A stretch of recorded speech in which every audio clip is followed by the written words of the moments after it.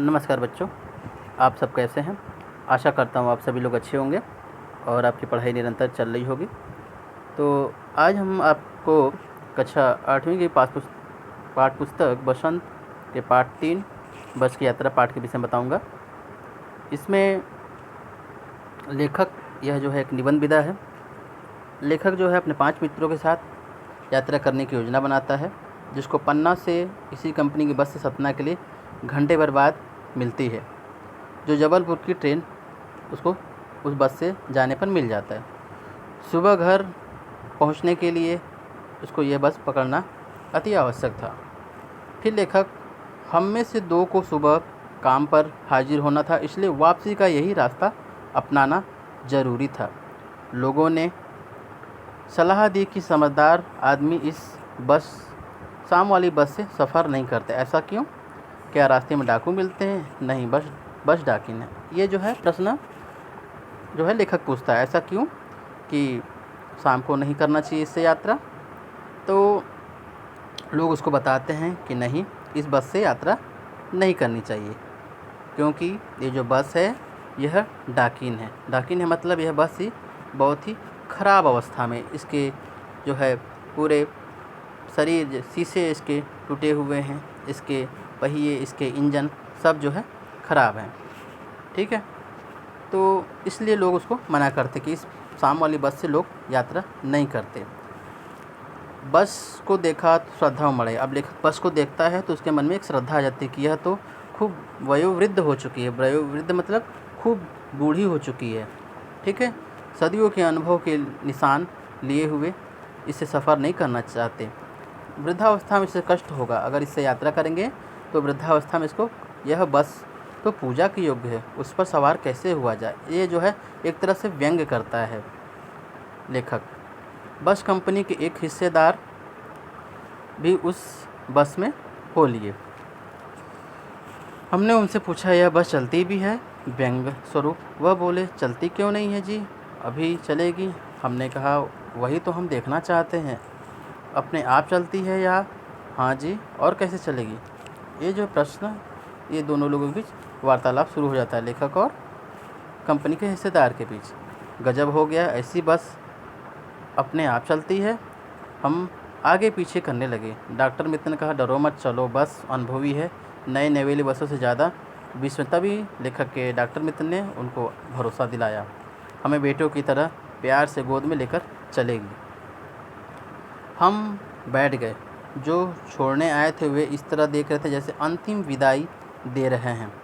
उनकी आंखें कह रही थी, जो छोड़ने आए थे उनको ऐसा लग रहा था कि वो अंतिम विदाई अब दे रहे हैं, अब ये वापस नहीं आने वाले। आना जाना तो लगा ही रहता है, इस संसार से आना जाना, तो उनके मन में तरह तरह के सवाल आने लगे। सो जाएगा राजा रंग फ़कीर, अब इस तरह के उनके मन में विचार आते हैं। आदमी को कूच करने के लिए एक निमित्त ही चाहिए, यानी आदमी को इस पृथ्वी से कूच करने के लिए क्या चाहिए? एक मात्र निमित्त, यानी कि एक कारण चाहिए। इंजन सचमुच स्टार्ट हो गया, ऐसा जैसी सारी बस ही इंजन हो और हम इंजन के भीतर बैठे। कांच बहुत कम बचे थे, जो बचे थे उनमें हमें बचना था। हम फ़ौरन खिड़की से दूर सरक गए। इंजन चल रहा, हमें लग रहा था कि हमारी सीट के नीचे इंजन है। ठीक है, आप देख रहे हैं यहाँ पे ये यात्री बैठे हुए हैं।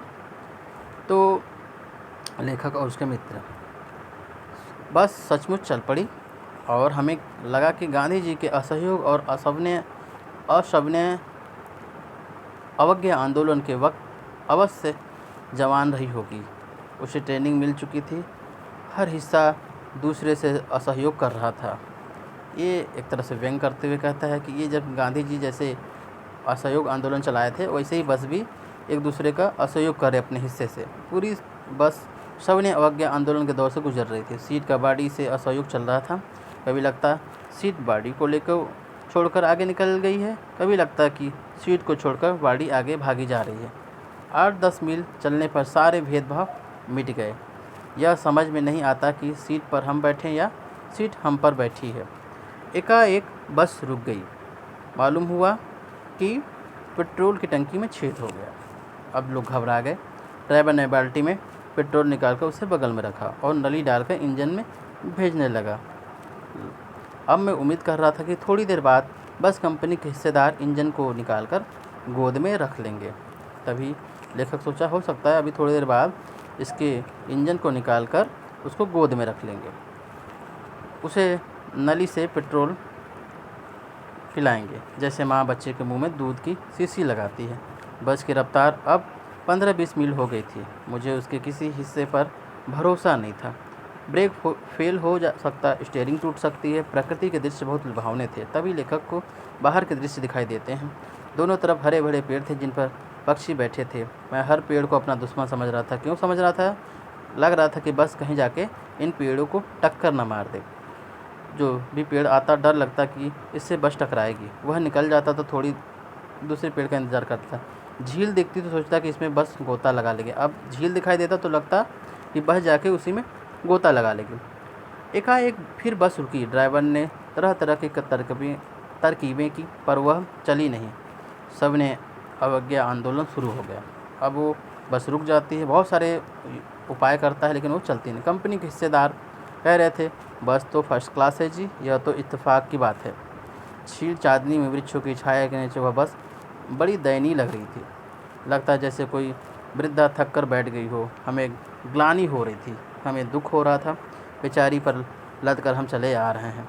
अगर इसका प्राणांत, इसका अंत हो गया तो इस बियावान, इस जो है घोर जंगल में हमें इसकी अंत्येष्टि करनी पड़ेगी। हिस्सेदार साहब ने इंजन को खोला और कुछ सुधार बस आगे चली। उसकी चाल और कम हो गई थी।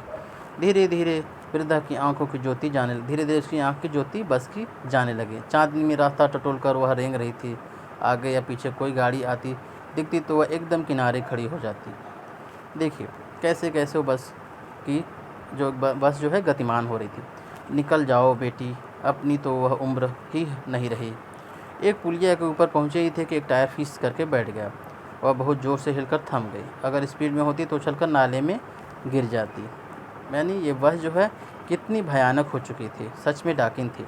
अगर स्पीड में होती तो उछलकर नाले में गिर जाती। मैंने उस कंपनी के हिस्सेदार की तरफ पहली बार श्रद्धा भाव से देखा। वह टायरों की हालत जानते हैं कि फिर जान हथेली पर लेकर इसी बस से सफ़र कर रहे हैं। उत्सर्ग ऐसी भावना दुर्लभ है। सच में ऐसी भावना दुर्लभ है। सोचा इस आदमी के साहस और बलिदान भावना का सही उपयोग नहीं हो रहा है। इसे तो किसी क्रांतिकारी आंदोलन का नेता होना चाहिए। अगर बस नाले में गिर पड़ती तो हम सब मर जाते। देवता बाहें पसारे उसका इंतज़ार करते, कहते वह महान आदमी आ रहा है जिसे एक टायर के लिए प्राण दे दिए। मर गया पर टायर नहीं बदला। यह व्यंग ही व्यंग में जो है लेखक मन ही मन सारे व्यंग की बातें कह देता है। दूसरा घिसा टायर लगाकर बस फिर चली। अब हमने वक्त पर पन्ना पहुंचने की उम्मीद छोड़ दी। पन्ना कभी भी पहुंचने की उम्मीद छोड़ दी।